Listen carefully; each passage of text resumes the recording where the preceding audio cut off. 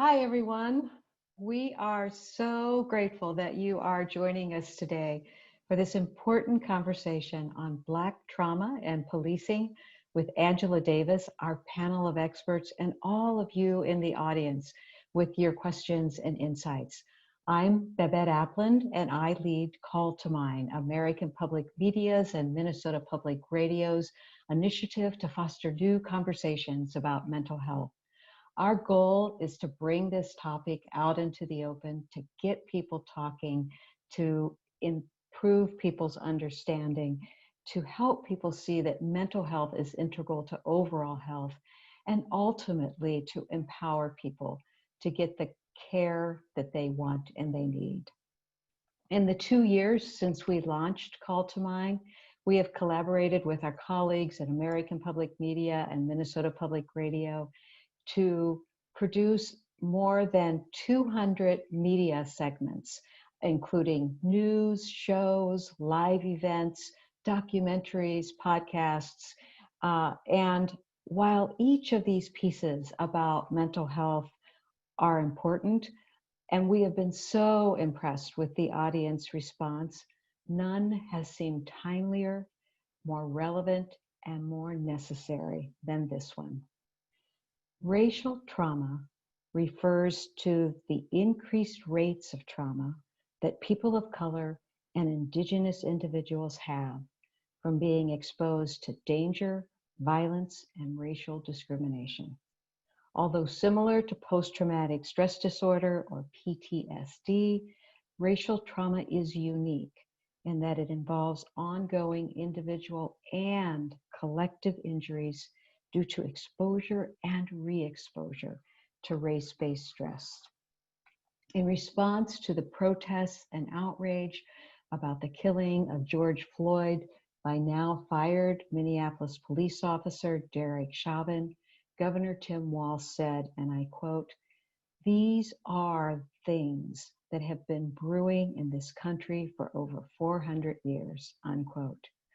Over our nation's history, Black people have experienced the terror of enslavement, lynchings, and police killings, the daily micro and macro aggressions of racial slurs and threats, police harassment, workplace discrimination, and the fear of medical mistreatment, and the constant barriers of institutional racism.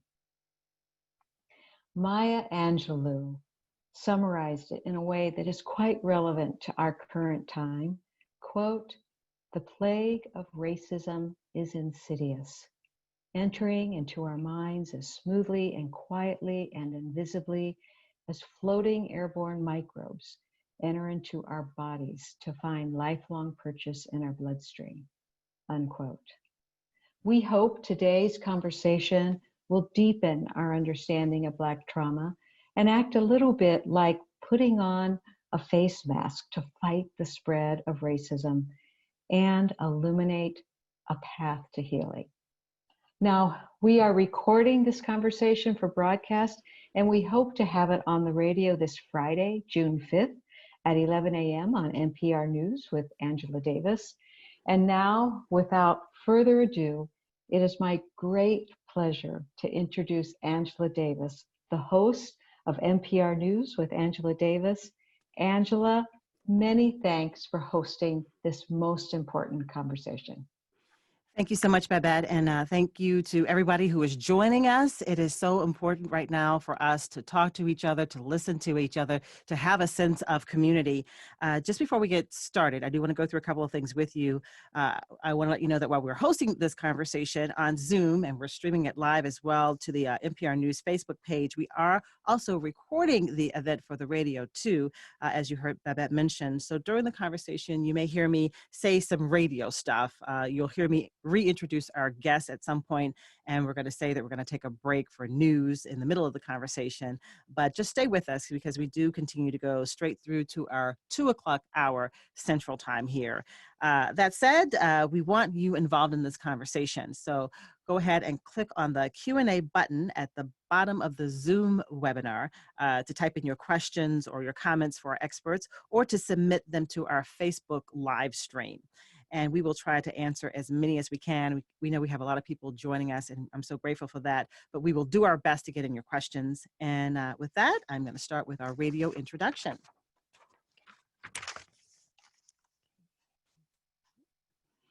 This is Minnesota Public Radio News, and I'm Angela Davis.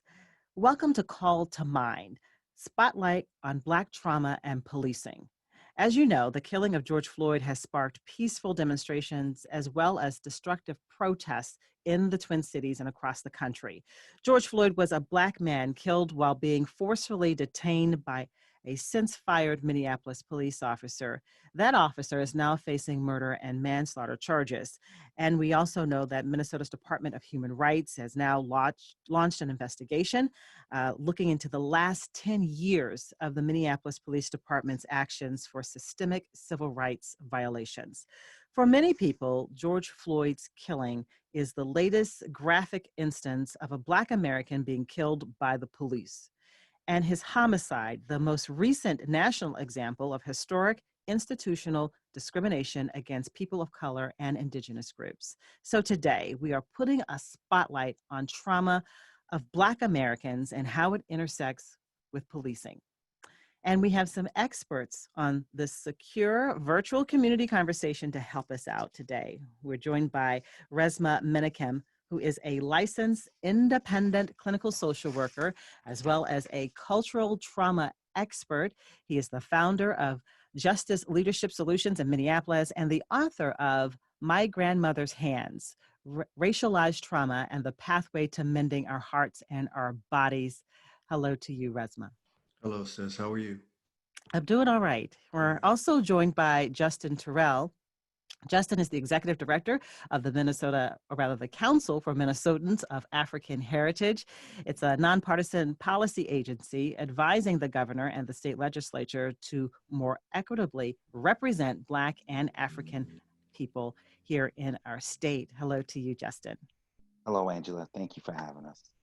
And we also have Brittney Lewis joining us. Brittney is the founder and CEO of Research in Action. She's also a University of Minnesota researcher at its Center for Urban and Regional Affairs. She served on the State of Minnesota Working Group on Police-Involved Deadly Force Encounters, convened by Attorney General Keith Ellison. Hi, Brittney. Hi, how are you? I'm doing all right. You know, that's a tough question to answer these days, isn't it? When people ask you how you're doing, there's a lot there. Again, welcome to all of you. And I want to start with this definition of racial trauma. Mental health professionals know that racism and discrimination, they have strong and continual traumatic effects.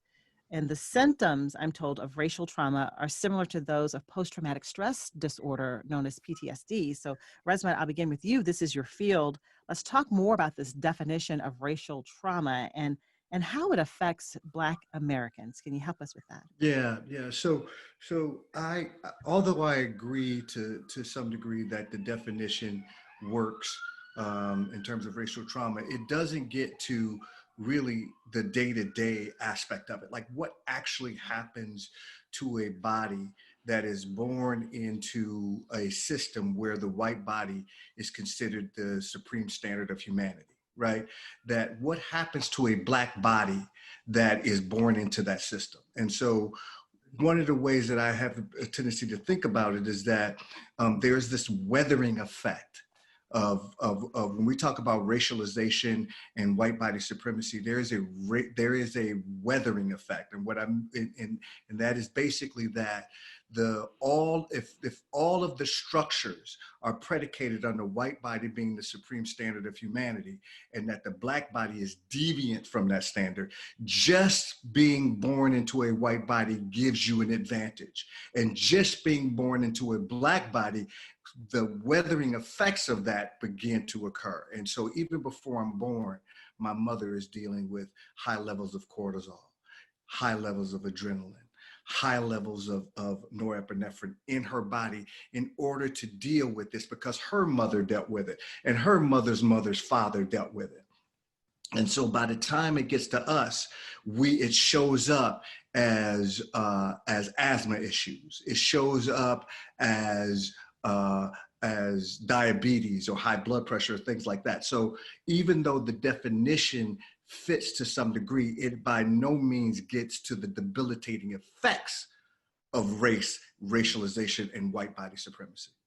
We know that when many Black Americans are diagnosed with high blood pressure, they tell you, well, there's a genetic component to it. Yeah. And so is that part of it as well? Yeah, but when they say that, what they're talking about is that, and this is when I talk about philosophy, that the philosophy of white body supremacy is woven into our language, is woven into every structure. So when they say that, what they're saying is the defect is in the Black body. And what we're saying is that, no, the defect is not in the Black body.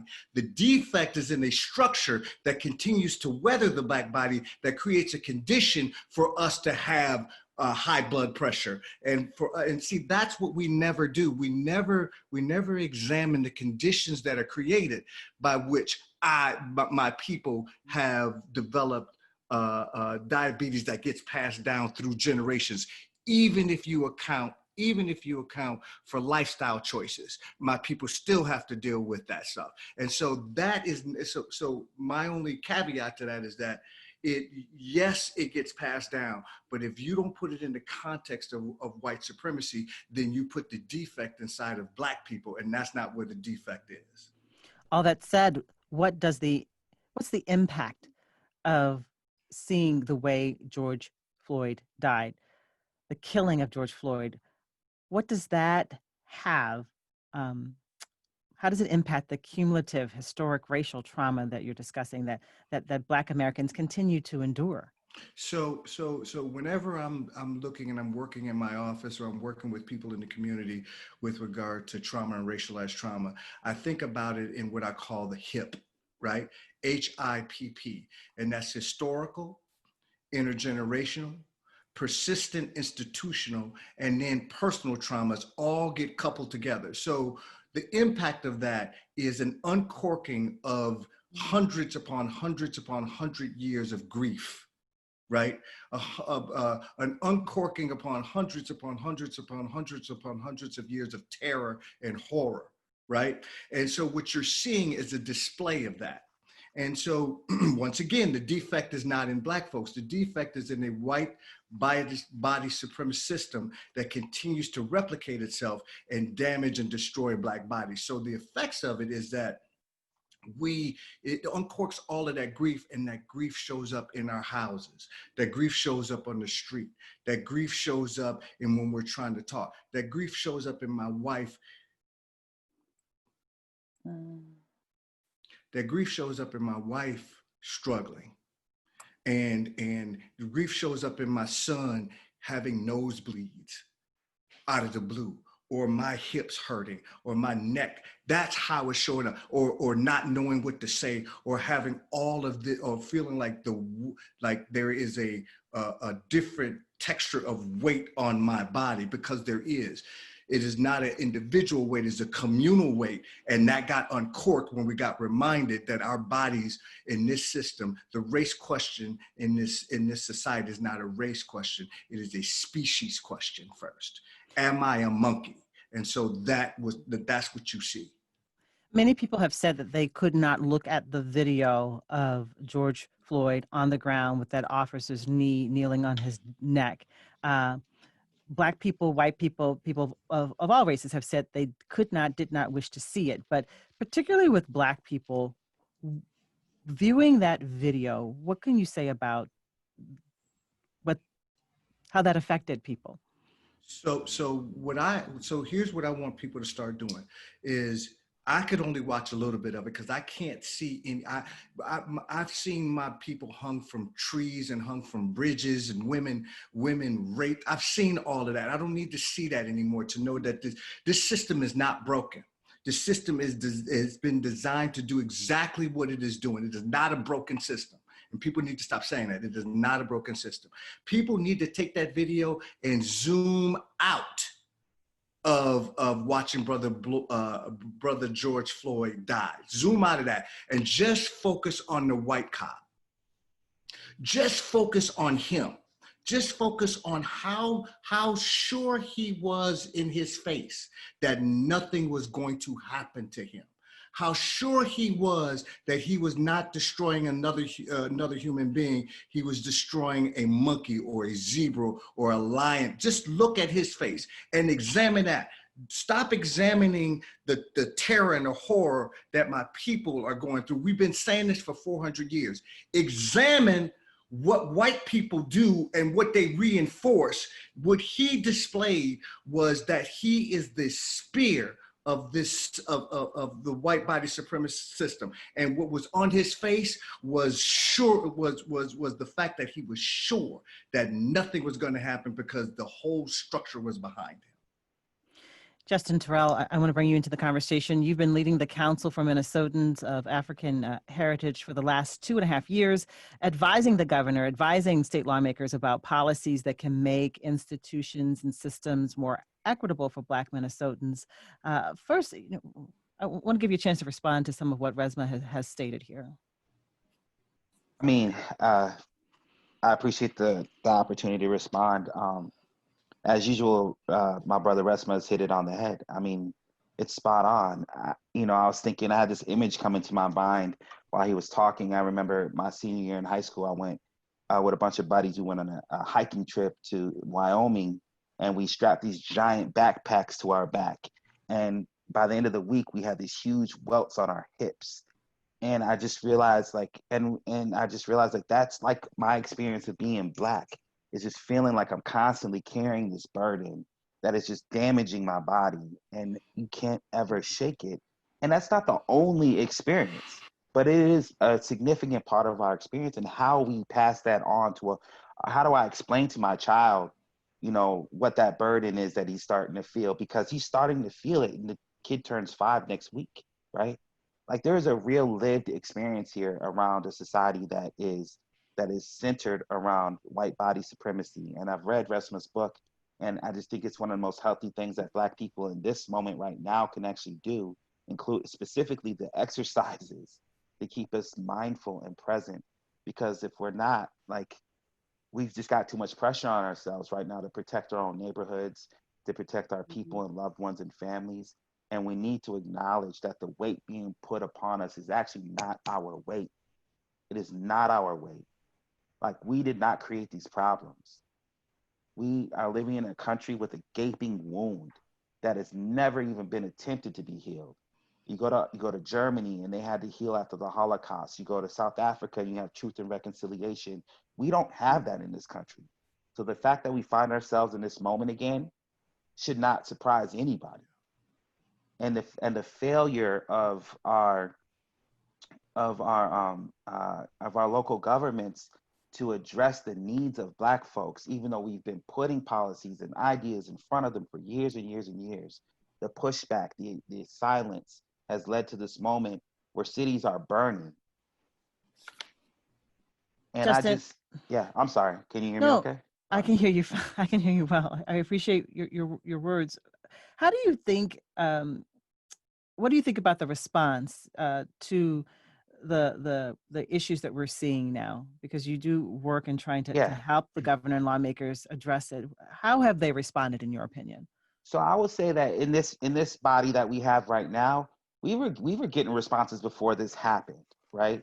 So there has been some education, and I think that when I speak with Senator Gazelka and Melissa Hortman and the governor, we've been able to do a lot of education on Black issues through the council, and working with really smart, dedicated, hardworking community partners. So on child protection, we worked with a sister named Khalees Houston, who educated the entire House and Senate body around the issues with child protection.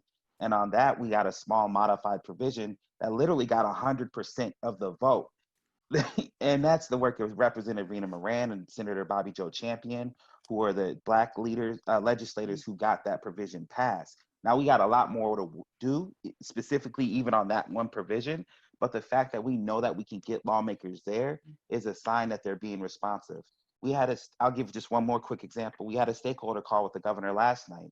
So there is a group of Black folks who have been submitting proposals to the governor and to the legislature. And so we organized it into 3 categories.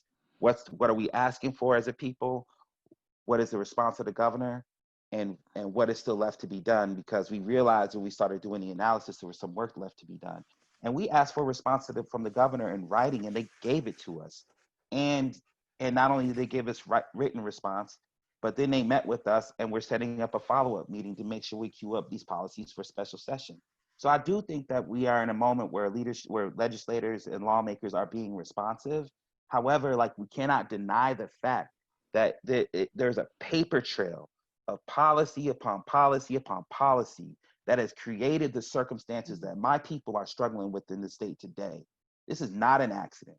These are problems these are decisions that were made, votes that were taken to create economic inequality, housing inequality, pick your category, and definitely police brutality has been ignored, and how it's been treated to our people and how it's been enacted upon our people. And we find ourselves in a moment right now where we can ignore it no more. Brittney Lewis, I want to ask you about your work, but first I want to give you an opportunity, anything you want to say about what Resmaa and Justin have already shared about this moment that we are in right now. I appreciate you both kind of providing a framework for the conversation. And I'm of two minds about what's taking place now. I think history tells us that we can't be hopeful. I'll just be quite frank here. History and the ways in which white institutions move tell us that there'll be nominal appeasement. And history tells us that our lives in this country have been confined and defined by our ability to struggle through a context that never meant for us to be here. I'm trying to stay hopeful, but I'm also, a really clear and direct person. I move in the realm of policy and research. And I have been trying for years to build inroads and partnerships with folks like the Minneapolis Police Department and others, and has been met with lip service. And let's also be clear, this is the beginning. Yes. There's still a trial. There's still a lot of questions to be answered. And let's also be clear, we are in the state of Minnesota, where white progressive politics moves in a particular way. Let's name it for what it is. We use the word equity like the word the. We use that word to signal our own white progressiveness. And then we produce reports that make us feel good, but we don't move on the action items because we're implicated in the change needed. So when I'm in these rooms, because my goal and the work that I do is to ensure that the research and data collected come from those most impacted, and that they guide the conversation and the narrative. Because let's just be real, research has been moved in opposition to folks of color from the inception of this country. So I want to be hopeful and in partnership with you all, but I also want us to be prepared for what these next tangible moves look like.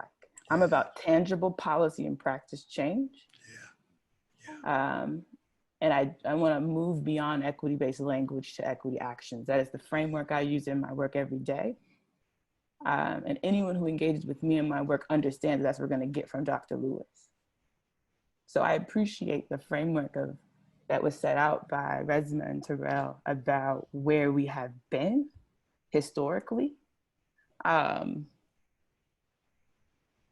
But I also want us to be really clear with our language when we have this conversation. Yes. And Brittney, I want to talk about the work that you are doing. You served on the State of Minnesota Working Group on Police-Involved Deadly Force Encounters with lawmakers, social advocates, and law enforcement representatives, including Minneapolis Police Chief Madera Arredondo. And that working group, I know, released a report back in February with 28 recommendations and 33 action steps covering community engagement, healing, training, prevention, policies, accountability. As someone, as you said, you work with data and analysis. What did you glean from that process? I was honored to be a part of that process. I know there were mixed feelings across community, all of which I understood. Two critiques that set in my mind was community have been doing work in this area before the beginning of time. And often we don't center their voices in our policy conversations. So I heed the point for a lot of community-based organizations that focus on criminal reform to say, we've been saying that for a really long time.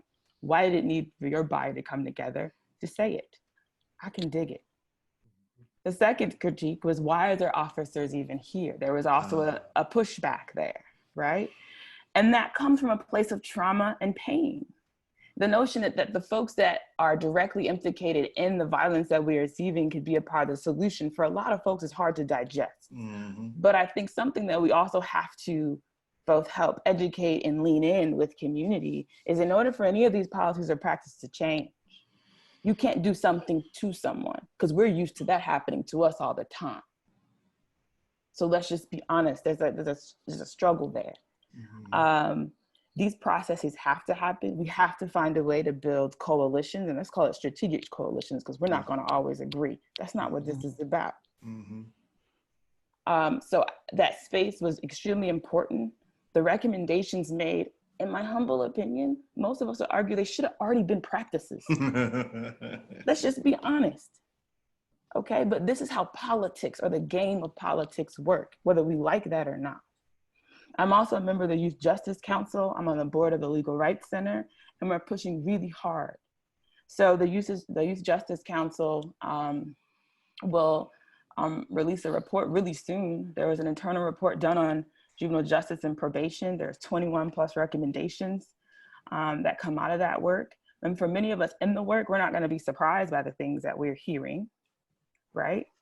But I think these initiatives matter because they provide tangible places to hold people accountable. Mm-hmm. And each one of the recommendations, both the report on the Youth Justice Council work and the police involved deadly encounters work, there's a community healing and engagement component. It is almost impossible to have these conversations without that.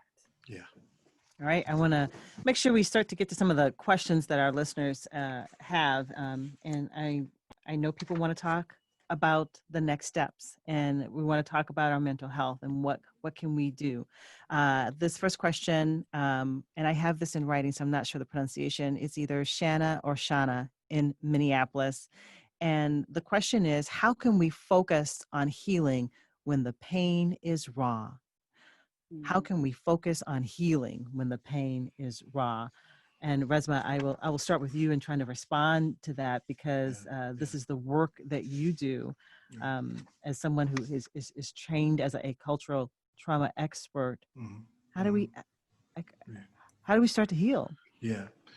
So first, I just want to say thank you, Dr. Brittany, and I'm going to say Dr. Brittany from now on, because that's what I'm going to say from now on, and Brother Terrell. So I think one of the things that happens is there's when things like this happen, and we have, and as a Brother Terrell said, you have cities that start to burn, not just Minneapolis, but are all across the nation. Cities are starting to burn.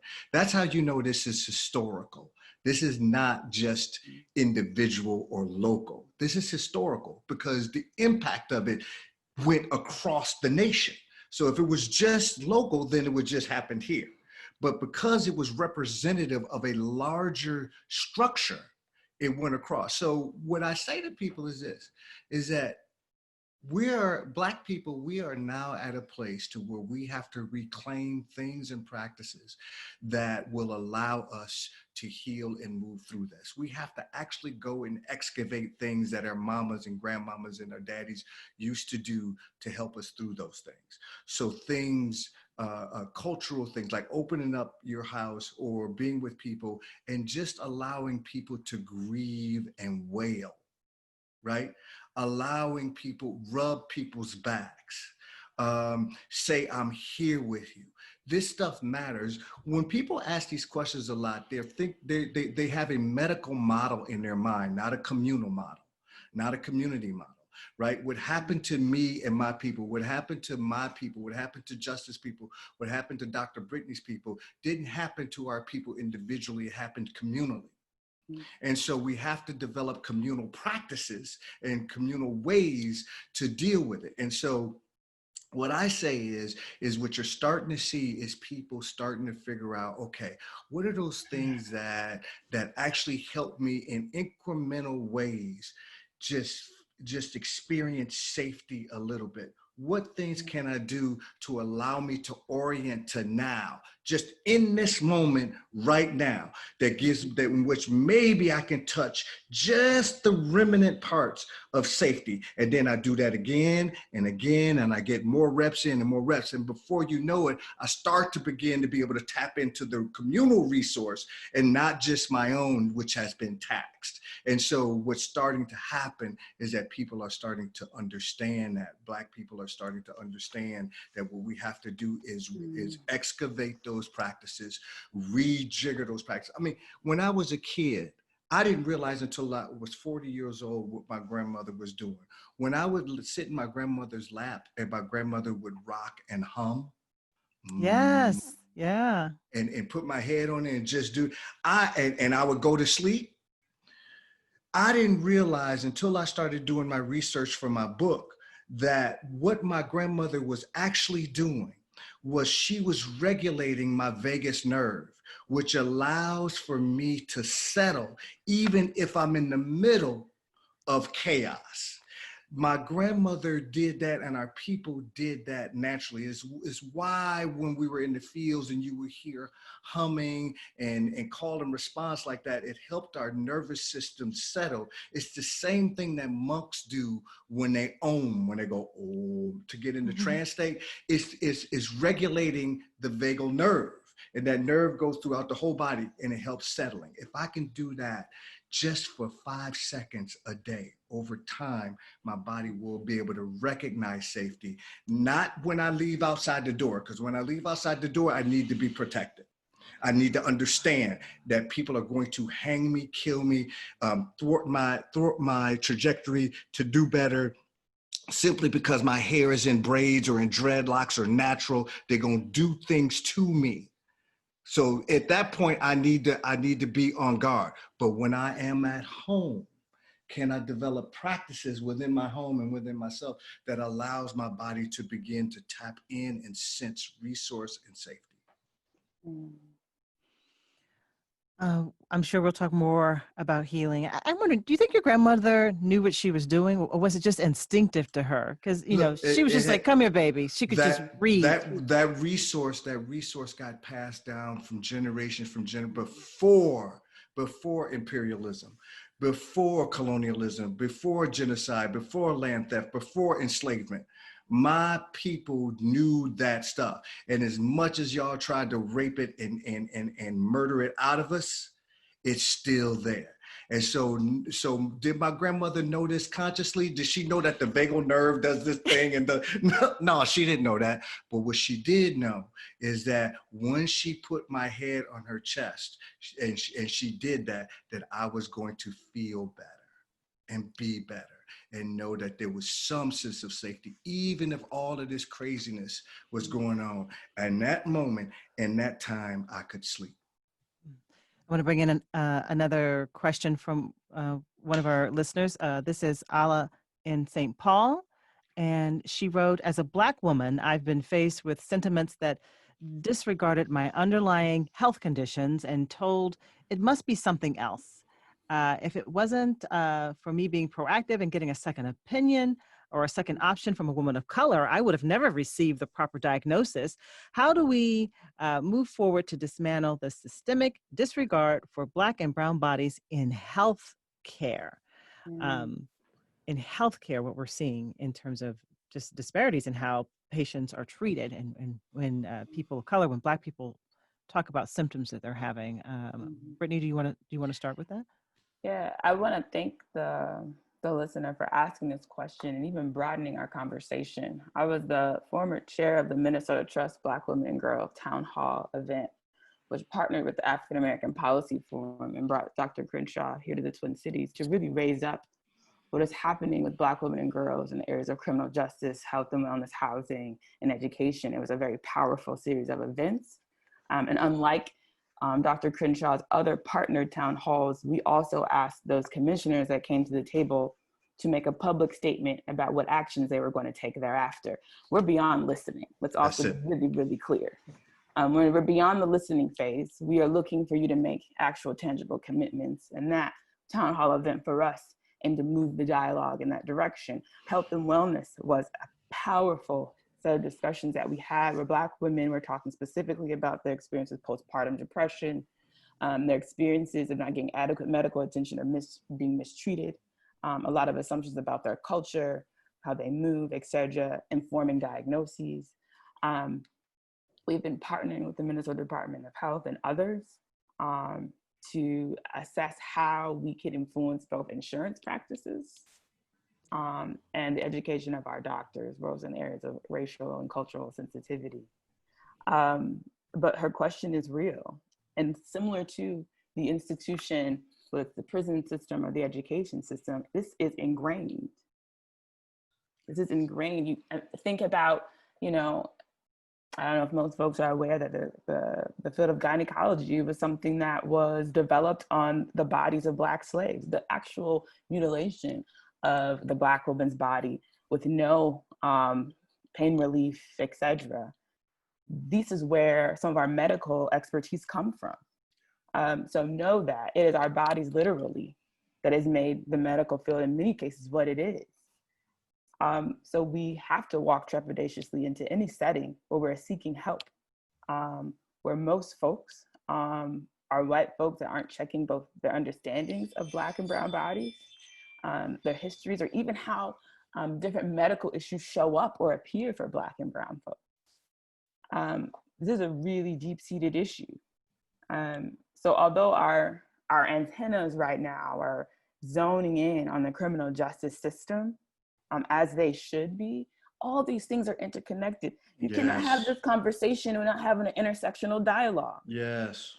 Because what's happening to Black and brown folks is also connected to the histories of housing discrimination and what neighbors have been strategically forced to. It's also connected to the number of schools that have been shut down in their neighborhoods and the lack of educational access. It's also connected to the fact that in order to get connected to health and safe foods, they have to go 2-3 miles away from their home neighborhood. Yes. It's also connected to a lack of business development in those communities, pollutants able to persist in those communities, environmental justice issues, they're all interconnected. Yeah. So I think when we do come together and have these intentional conversations about reforms, you have to get sectors to actually talk to one another. Yeah. Half of my job when I'm pulling folks together, and it fascinates me every time, where you pull people in a room who you expect to have been talking to each other. And then you realize really quickly that they have their own form, their own systems that don't even speak to one another, right? But you're asking Black and brown people like it is a second job to hop from one place in the city to the next, right? I mean, they should be getting paid for the amount of time that they're running around the city. And the report I wrote in the evictions study, we call it the social service runaround. It is a game. Yeah. They're spending more time trying to seek the resources they need, going across multiple agencies that don't speak to one another. So I appreciate the question.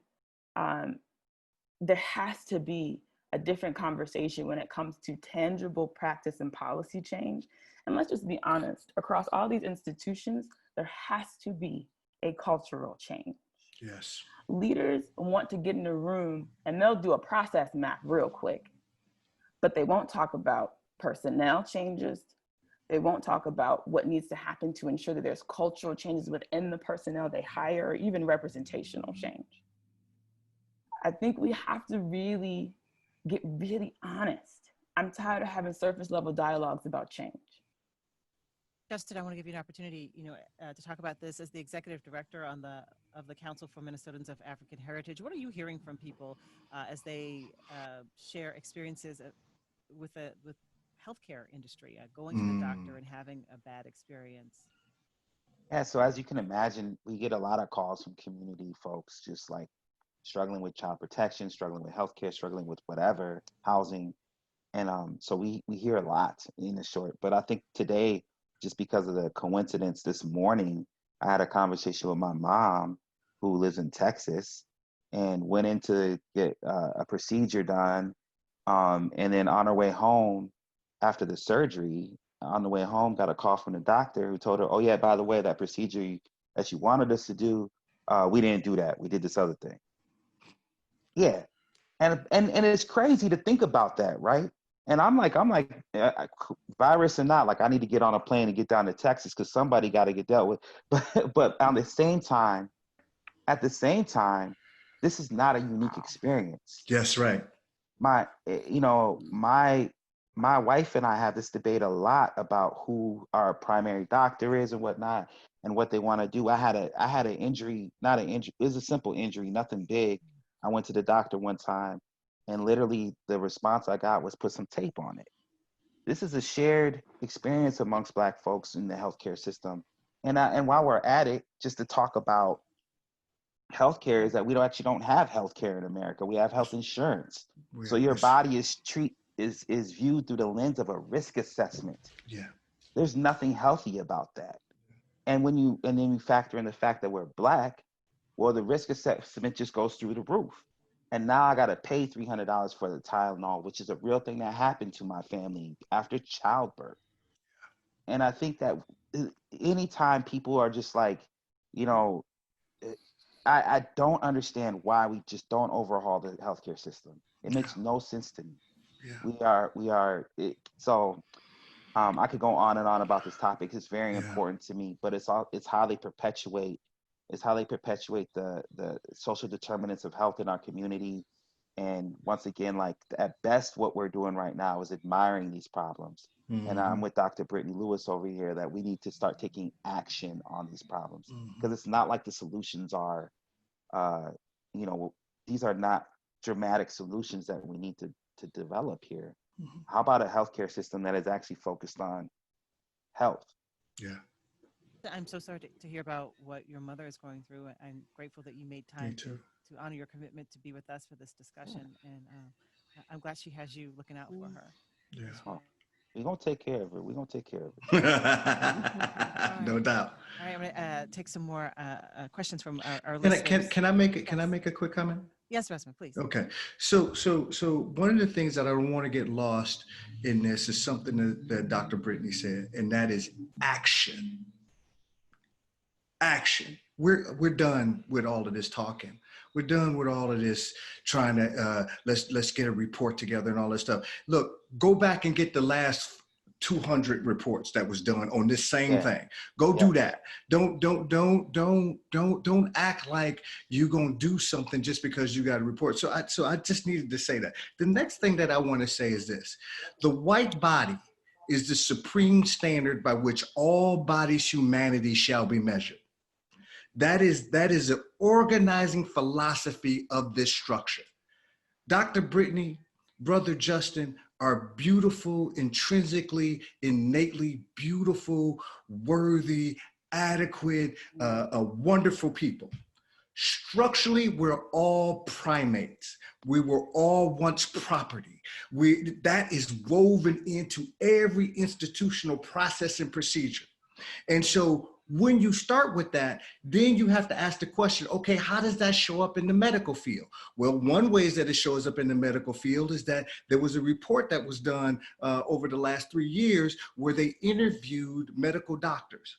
And they asked the medical doctors, do you believe that Black bodies have a higher pain threshold than white bodies? You know what the answer was? 79% of doctors said yes, that Black people have a thicker epidermis. That's not something I made up. That is woven into these pieces. So when I am experiencing pain, they tell me to put some tape on it. When I'm experiencing some pain, they tell me that it's not really there, or they can't find out what it is. Why? Because the white body is the supreme standard by which all bodies' humanity shall be measured. So the medical system, the white male body is standard. The white elite male body is standard. In the educational system, the white male body is standard. In the economic system, the white male body is standard. So that rule plays out in all of these pieces, and it continues to damage, kill, maim, and murder Black men and Black women. There's a reason why Black women have a higher death rate in birth. There is a reason why we have a higher infant mortality rate. And it ain't because of a defect in Black folks. This is a white problem. This is not a Black problem. This is a white problem. It has always been a white problem. All right, I want to share what one of our listeners just wrote into us. This is from Antonia, who wrote, I went to the hospital in extreme pain, and the hospital put me out because I did not have health insurance. And less than a week later, I was at another hospital having emergency gallbladder surgery. If I was white, I don't think this would have happened. I want to move on to get to another one of our questions we have from a listener. This is from Jude. Jude writes this: mental illness in some African communities is off limits, like a taboo and a no-go area. As an African immigrant, how do we approach this conversation in a culturally appropriate way? We were supposed to have mental well-being session this weekend, which has been eclipsed by the murder of George Floyd. This comes from Jude. So mental health in the Black community, this is a touchy topic, you know, the ability to say, I'm not okay, I need help, I think there's something wrong with my child, I need help with mental illness. What are you all seeing in terms of the willingness of Black folks to say, hey, I'm going to a therapist, or I think I need to go to a doctor for this? Are we making more progress in that area? Is there enough access? Do we have enough mental health professionals that people feel comfortable talking with? Justin, you want to go first with that? I mean, that's my answer. No, we don't have enough mental health professionals to talk to. I mean, and we need it bad. There's, I mean, folks like Resmaa, and you know, I mean, there's a bunch of folks that their names I forget. I'll remember them shortly. Dr. Bravada, thank you. Black therapist, Dr. yeah. B, she's Dr. been a Joy, guest. Dr. B, yeah, absolutely. Yeah. Dr. Joy, yeah. So I mean, we are building that infrastructure within our own community, but I think that like we should really take it easy on ourselves when we start examining some of the things that we do around this topic. When we're saying, you know, it's frustrating because it's like, go see a therapist, just pray about it, whatever. Like that whole response, that whole conversation actually just makes a lot of sense. Because what was happening to us when we went to the therapist, right? And you sitting down from somebody who doesn't understand, across from someone who doesn't understand you, who's giving you advice that then is like counterproductive in what you do within your own culture, right? That's not to say that we don't need to talk to somebody. I spent over 10 years as a social worker in the community, and so, you know, I value, you know, therapy. But at the same time, it's like there is a real historical context and experience that perpetuates this conversation. And so it's actually a rational conversation. Yes. I think we need to rewind it a little bit and say, hey, how are you taking care of yourself? Yes. Like, how are you praying? Good. Yeah. Praying is good. We like that. There's some other things we can do too, right? And it's important to remind ourselves of that, because we have more tools in the toolkit. I mean, our ancestors did a lot more with a lot less, right? If you think about it.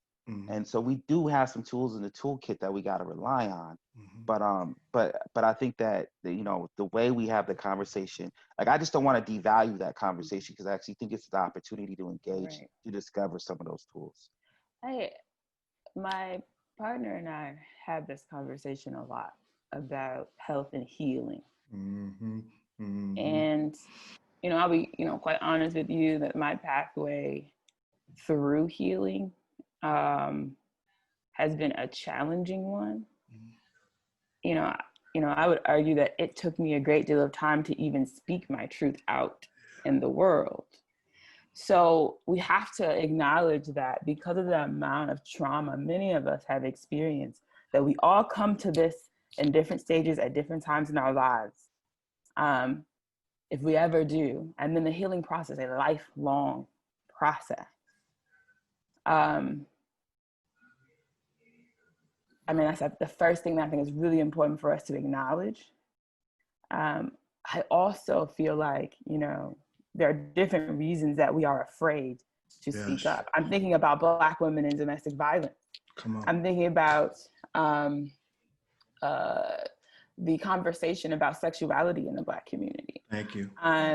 Thinking about what it means to say you're not okay, whereas white supremacy teaches us that we have to be superhuman instead of just being ourselves. Mm-hmm. Because if you say you need help, right? Or I'm never gonna forget one of the evictions interviews I did.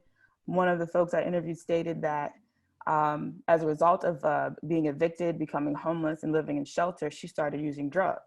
Yeah. When the coordinated entry person interviewed her and asked her if she was suffering from any other health issues, mental or otherwise, she told me straight up, I didn't tell her the truth. Yeah. Right? Mostly because she said, well, in order for them to help me, it sounded like I had to have all these other problems. Yeah. And they had to fit their white narratives of who I was as a Black person. Yeah. I'm also never gonna forget an interview where a gentleman who, former addict, went through a recovery program, was in transitional housing and got his very first apartment. I met him the day after the city of Minneapolis came in and condemned that building and gave him 15 minutes to move out. He checked himself into the psych ward because he really wanted a drink. And I met him the next day. Yeah. Let's just be really clear here. Yeah. The ways in which systems are making it challenging for folks to feel like they can be honest about what they're struggling with. Yeah. Yeah. And then this is a lifelong journey. Something that came out of the town hall for us was there's also licensed practitioners, and then there are healers that are unlicensed. And there's a huge discrepancy here in how the acknowledgement of that work is supported across our institutions. So obviously non-licensed healers or non-traditional leaders aren't being compensated through insurance. They're providing a necessary resource for our community. But they're also trying to sustain themselves financially or as a business. Resmaa, so is it true does the Black community, do we reject mental health help or? No, we just are cautious and reject it from white folks, as we should be. Our mental health structurally, that's why I always keep bringing this back to the structural apparatus, how this thing was designed to do exactly what it's doing. Our mental health in this country, in terms of people even wanting to know about it or paying attention to it, is a relatively new occurrence. For most of our history, didn't nobody give a good gosh darn what happened between our ears, right? Because for most of our history, we were property. And so no, yes, I mean, no, we don't, Black people do address mental health. We address it in our communities, right?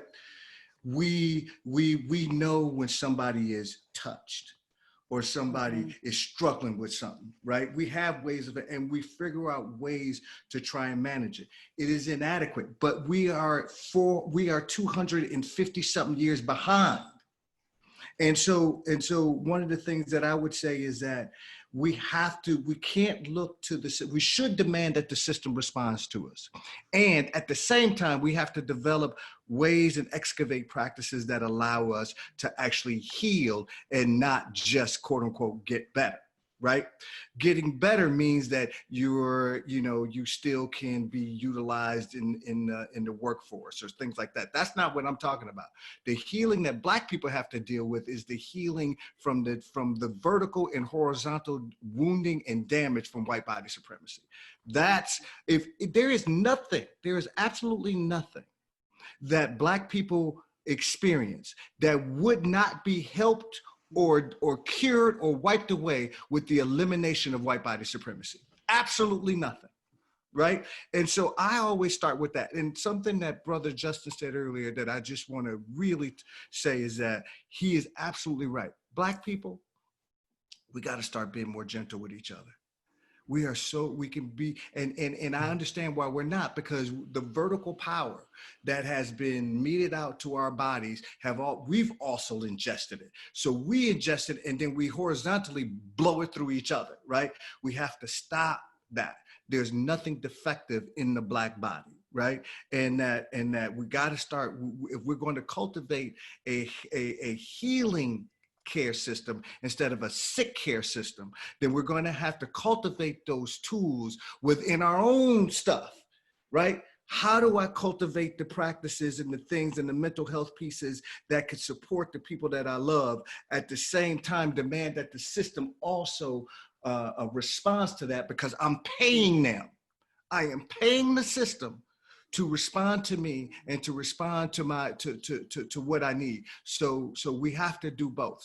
So I disagree. I think the caller or the person that sent that message through was actually talking about African immigrants, which is a whole nother level of trauma, right? And I think we have, if you haven't dealt with the 400 years of the Black folks that are already here, now add the fact that you either can't speak English or there are other barriers that show up. Now add that to it. That's just another piece. And I want to make sure I pass on this. Suzanne wrote, there is some excellent community healing work going on with the Irreducible Grace. Yep. Irreducible Grace Foundation, Dr. Joy, and others, because you all mentioned Dr. Joy. You are listening to Spotlight on Black Trauma and Policing. This program is produced by Call to Mind, NPR's and APM's initiative to foster new conversations about mental health. We'll be back with our guests, Resmaa Menakem, Justin Terrell, and Brittney Lewis after this break. I'm Angela Davis for Minnesota Public Radio News and American Public Media.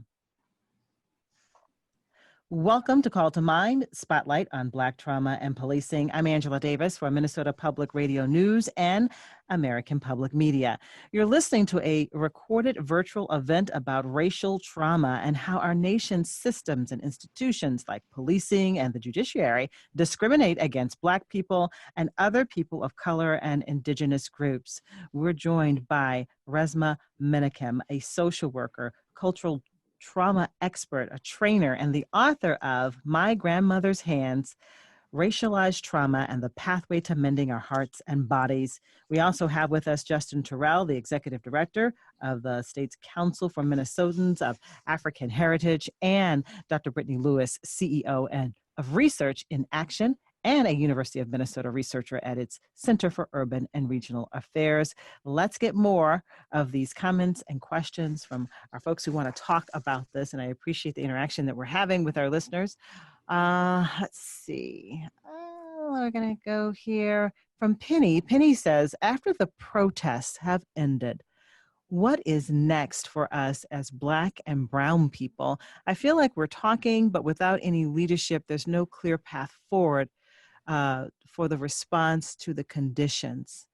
And so right now we're seeing every day, every evening, gatherings and protests. But when those end, how do we move forward as Black and Brown people and take care of ourselves and be able to feel like we can contribute and address what's happening, but also be able to take care of ourselves personally? Justin? Yeah, thank you, Angela. That's a great question, Penny. It's something I think about a lot. Because I think people, they're finding community in those protests. I mean, that it has been very helpful to people to stand next to others who are demanding justice. Mm-hmm. Yeah, absolutely. And I mean, protest works, right? When you organize, you win. And so I think it's important that that people continue to demand justice for George Floyd, that all the officers are arrested and charged, and that we continue to actually, let me be clear about something. Mm-hmm. Let me just be clear about justice for George Floyd is not about putting more people in prison. Mm-hmm. Justice for George Floyd is about reimagining our justice system so that there doesn't have to be another George Floyd. Exactly. So yeah, let's get these officers off the street. Let's get them, they need to be charged, they need to be convicted. And that is why we have A.G. Ellison on the case. But I want to be clear, like what I'm starting to look at as the executive director of the council is what is the Marshall Plan for Black Minnesotans? Like, how do we completely redesign?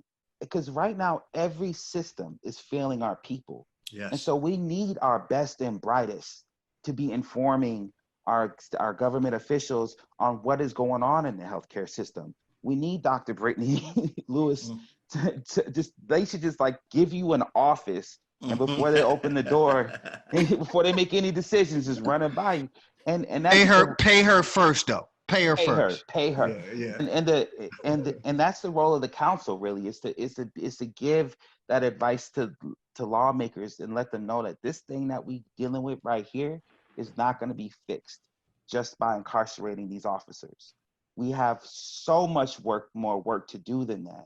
And so I'm calling on the community. I really am, with all the work that we've done these past few weeks, but protecting our homes, being out in the streets, sleeping in our businesses, the work that Leslie Badu is doing, the work that Lisa Clemens, VJ Smith, Reverend McAfee. We got brothers, I ain't gonna call out no particular sets, but we got some sets out there that are representing the community, holding it down. Yeah. We need all of you to get crystal clear about what we need as a people in this state.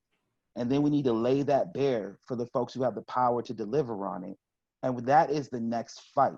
We need to keep demanding justice. We will get justice for George Floyd. We will get these officers off the street. And let's not waste this opportunity. Let's show the nation what Black healing and investments in Black communities and building Black infrastructure can look like on the other end of this crisis that we're in right now. And Brittany, what's next after the protest? What do you see that could be helpful? I really appreciate your comments, Justin, and I support them 100%.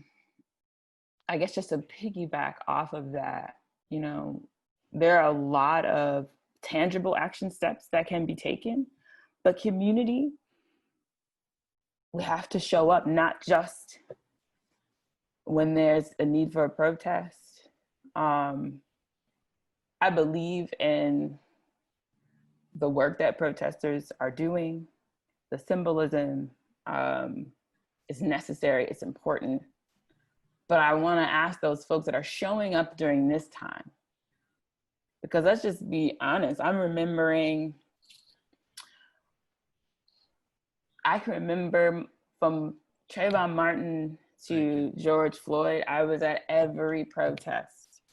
And again, my work and the realm of equity and research and action has always been in that space, but I don't see those same people showing up when there doesn't appear, let's just say appear, to be a public threat. We are walking daily, waking up, feeling that way. I want to ask the same people showing up to take that rage and anger. Let's be really clear. I think those can be productive energies. I think those energies get demonized and also attached to Black bodies. Rage and anger are productive energies and can be fueled in ways that create change that's unimaginable.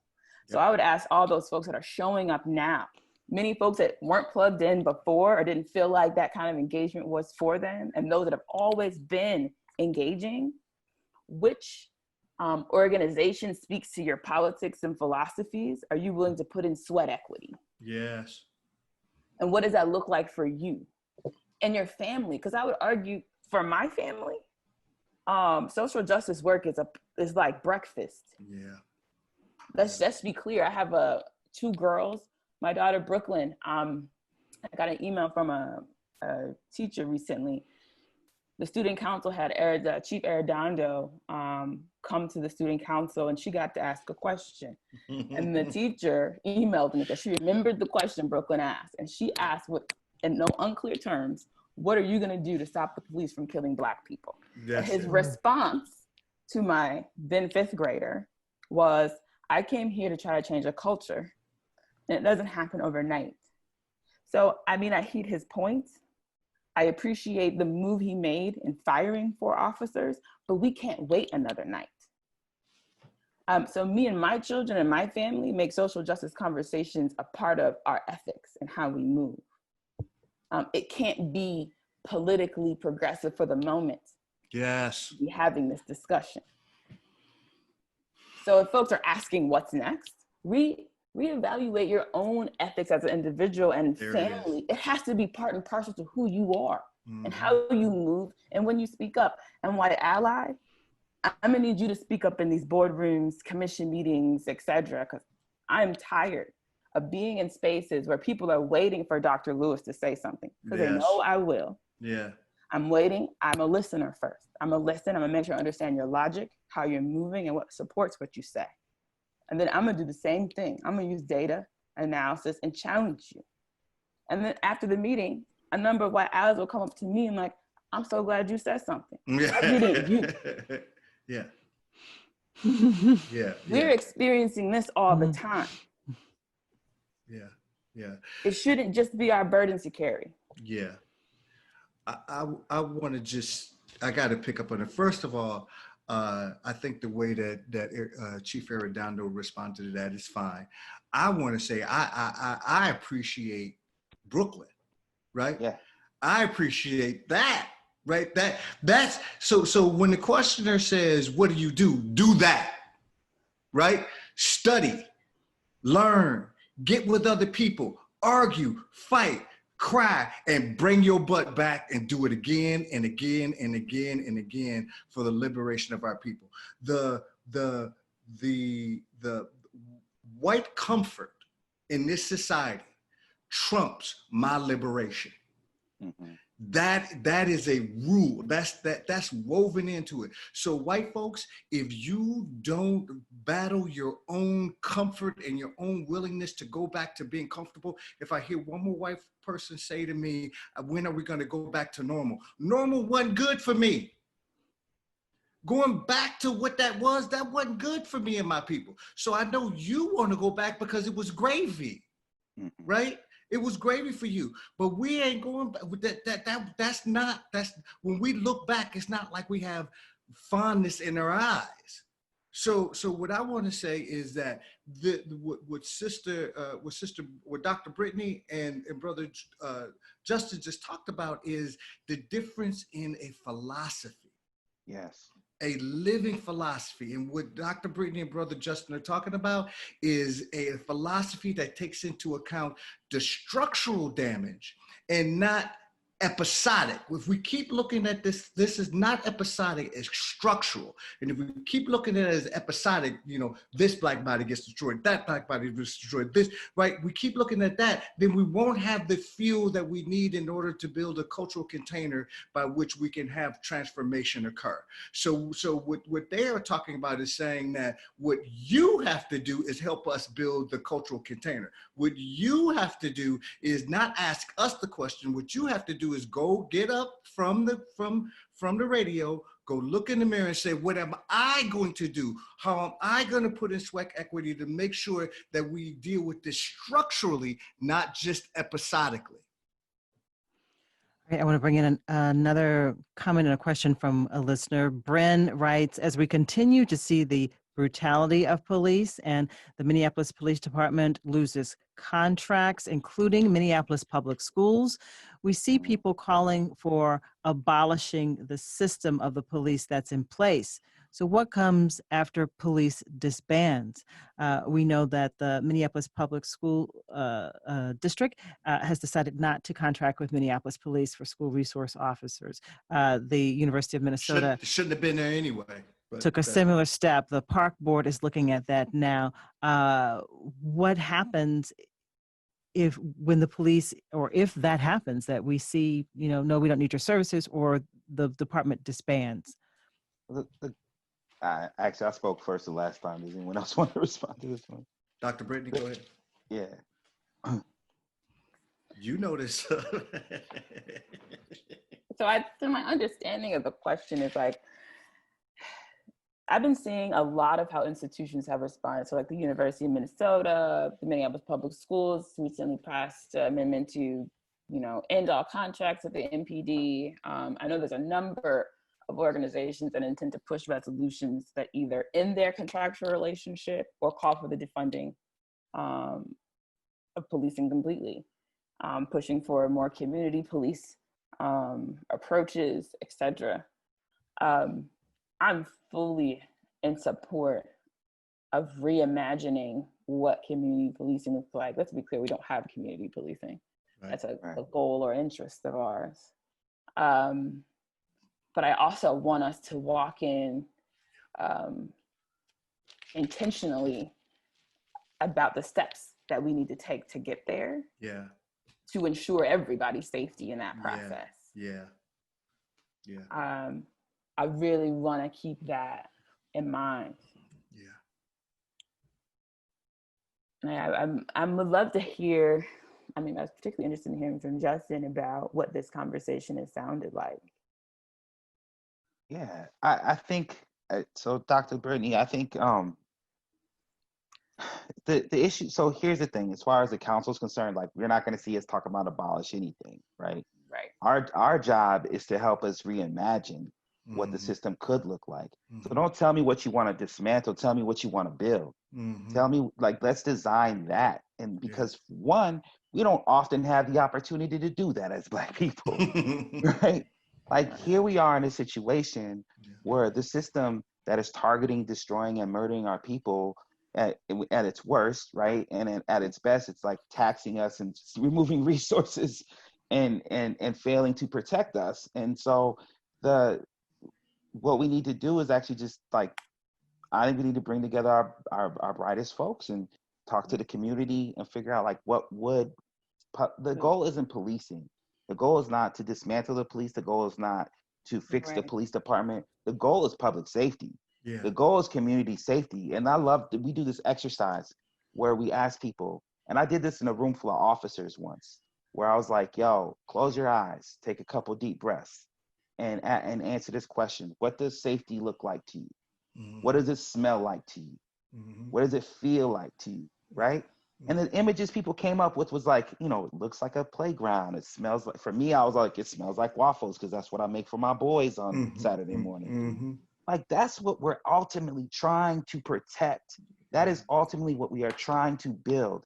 And nobody, even in a room full of officers, not a single one of them said safety looks like a police officer. Right. That is telling. Yeah. That is telling about where we're at right now. So we got to keep the main thing, and build a path towards public safety that is not co-opted by policing and prisons and corrections and all of that nonsense, because none of that actually represents safety. Right. And like, Resmaa, something I'm curious about from you is, I think I struggle with this idea of reimagining, because I'd argue that some of us are in a more privileged position to imagine. Yeah. And I engage with this debate with my peers and others because, and we struggle with this notion of, can you move within a system without a system? You have to completely dismantle the system. Who has the privilege to even have the time and space to consciously reimagine a system they feel like they're trapped within? So I struggle with that dialogue. Oh, I'm sorry, sister. No, go ahead and respond. Okay. My next question. Okay, so this is one of the difficulties that I think comes up when we start with only what we want to get rid of first, as opposed to who and what we want and who we are, right? This is not a question of policing. This is a question of who are we and what and how do we want that thing to be expressed in the world? How do we build that? So Dr. Brittany, I don't have these types of arguments with people, because what I'm talking about is a philosophy. I'm not just talking about strategy. I'm talking about like how do we build a philosophy, a living philosophy, and not how do we build into it? That's wrong. How do we tap into that which is already there? All the stuff that we're talking about in terms of how we want to be treated, how my gay and lesbian and transgender Black folks want to be treated within the Black community. Like how do we do that? How do we develop these pieces with each other, right? And how do we want that which already is to be expressed? So one of the things that I always say is that most of the time when we get into arguments and try and debate this, is we're moving too fast. We're not slowing it down and asking people, like what Justin did when he said that to the police officers, and not one police officer said a police officer. What he did is that he slowed it down. He said, breathe for a second. Now imagine what safety smells like. What he's doing is he's making them get into the body first.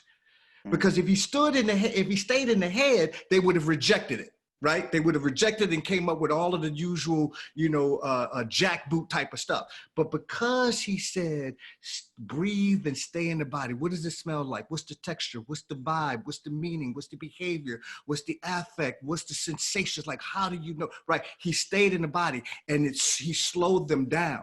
So many times when we have these discussions, we don't slow the body down enough because what people are doing is reflexively answering the question from cognitive, not from what's in the body, what's resourced. That's what I would say. We have to slow the process down first, and then people will begin to say, oh, okay, let's do this. Let's do this. If you don't orient people first, they will, especially our people, we're so busy trying to figure out how to survive this craziness day after day after day, that when you ask me a question like that, if I have not been oriented, I'm going to say, we ain't got no time, we ain't got to do, right? Because I got to defend myself against this stuff. I got to defend myself against the disappointment. I got to defend myself against the brutality. So we have to slow it down first. I want to read this. This is from Emily. Emily writes, for white people who acknowledge that the systems have been built on white supremacy, what are some ways we can learn about how to change or dismantle and rebuild those systems in tangible ways? Too often we depend on people of color to be the teachers, but what is our work to do that doesn't require the burden to be on the very people who have been oppressed by the system? Or is our work to become more educated, but when it comes to true change, does that require partnership and community involvement? So for people who are white, who want to do something to help, who sincerely are interested in learning the best ways to approach this, and who don't want to add a new burden to what Black people are already experiencing, what would you say would be their first steps, Justin? First thing that popped in my head is that we don't need help. We need justice. Yeah. You know, like enough with the, oh, I just want to help. And a lot of people have reached out to me over the last week and saying like, you know, Justin, we love you. We want to support you and all that stuff. And I appreciate that. And I'm not trying to dismiss that effort, and I love you back. But at the end of the day, like, this is not about help. Help is what you do for someone else out of the kindness of your heart, right? We need folks to understand that it's the Angela Davis. If they come for me in the morning, they will come for you in the evening. Mm-hmm. If my people are not safe, your people are not safe. Right. What they gonna do when they gonna do when they done with us? That's right. You think this police? Come on, man. Yeah. We don't need help. We need justice. Yeah. And justice is a concept that is not based on punishment, as our current justice system is based on. Justice is a system that is based on relationship. Yep. It is the harm that we do to each other. Yep. It is the healing that we need to create on the other end of that harm to balance the scale. Just stop focusing on the scales with justice and focus on the little bar that connects us. That's it. I'm not interested in your help. Yeah. I'm interested in justice, yeah. A relationship that has the ability to prepare. Justin, I'm not able to hear you right now. My apologies, technical difficulties. Resmaa. Yeah. So I'm a piggyback on what my brother just said, and that is help who? Help who? So the question was, how can I help? How can we help who? Right? And what I would say that the helping is helping white folks. Like I said earlier, this ain't a Black people problem. So if you want to help, figure out how you begin to open your mouth for the next 3 years and work with other white folks for the next 3 to 10 years, right? So y'all can even develop. Most white people have a remedial understanding of race. Black people don't have a remedial. We have a PhD in this stuff because our survival has depended on it, right? So your remedial understanding and your white gaze when you come in and gaze at me and what I'm doing, right? That is unhelpful. Turn the gaze back on you and your people and figure out how are you for the next 3 to 10 years, what are you going to do repetitively to come back to this to this thing about race specifically, not race and everything else, race. How are you going to build a cultural container so white people can begin to dismantle this thing?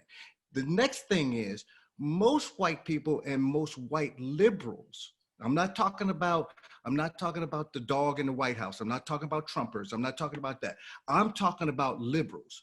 Most white liberals are more concerned with the performative aspects of this stuff and dismantling white body supremacy, rather than creating a structural container so by which their people can learn how to actually dismantle it. So what do I mean?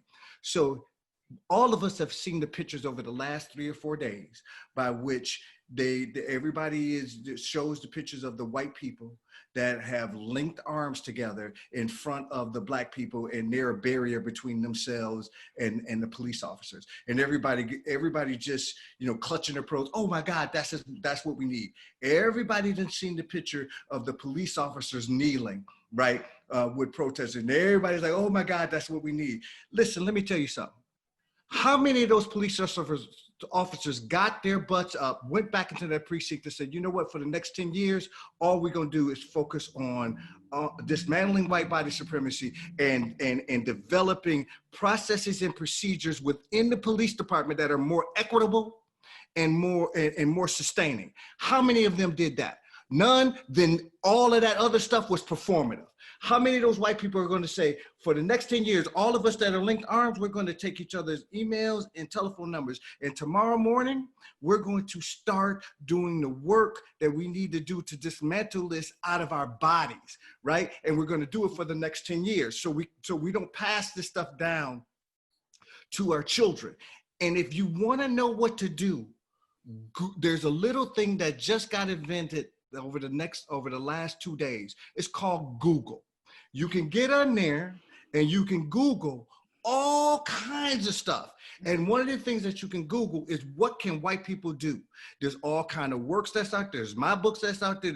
There's Rachel Cargill. There's Dr. Joy DeGroot. There's all types of stuff. There's authors. There's all my white supremacy handbook. There's all kind of stuff that you can do. All kind of white groups that you can get into. All kind of things that you can do right now.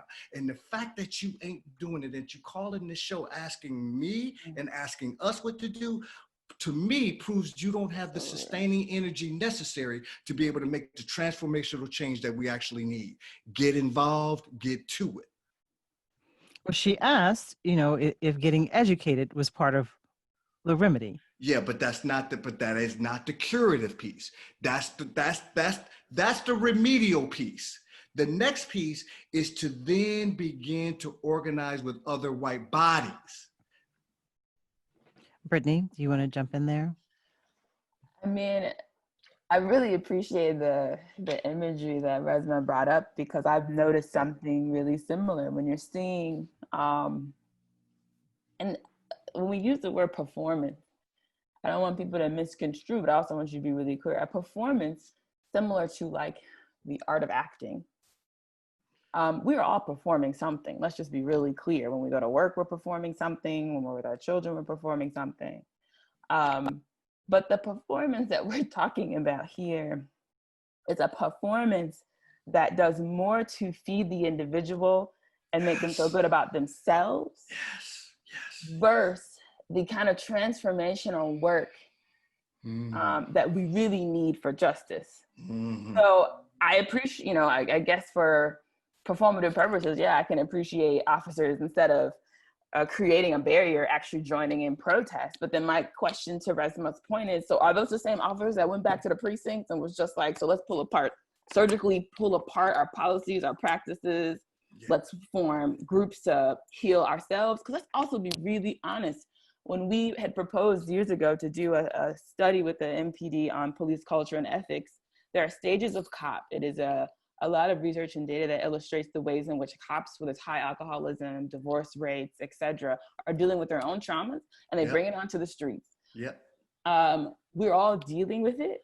And the oft phrase, hurt people hurt people. Mm-hmm. It's happening across communities. So, you know, to Resmaa's point, we need to move beyond asking for education, because education is there if you want it. It's accessible to you if you so desire. But what we really need are those intentional relationships that are grounded in action. I want to read these two comments together because they address sort of the same topic. Stacy writes, how can we start those conversations and equity actions in remote areas of Minnesota where there's not a very diverse population and many unconscious biases that we have been raised with?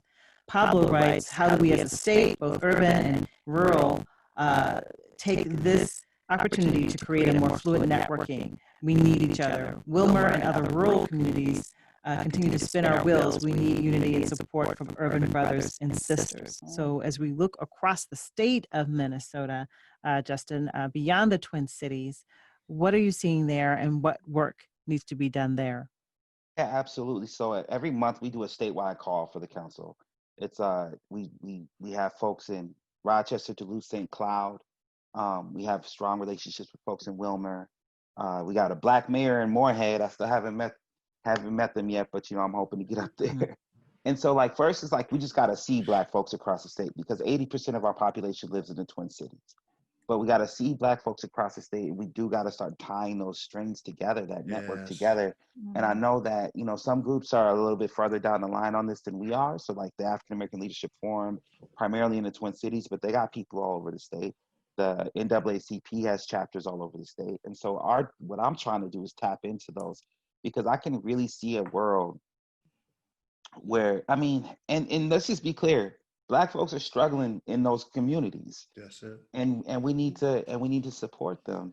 And you know, it's my instinct to start describing those struggles, but we'd be here all day. The other thing we need to start noticing is Black farmers. So there are thousands of farms in the state of Minnesota, and we have 29 Black farms. 29. Did Black not know farms. that.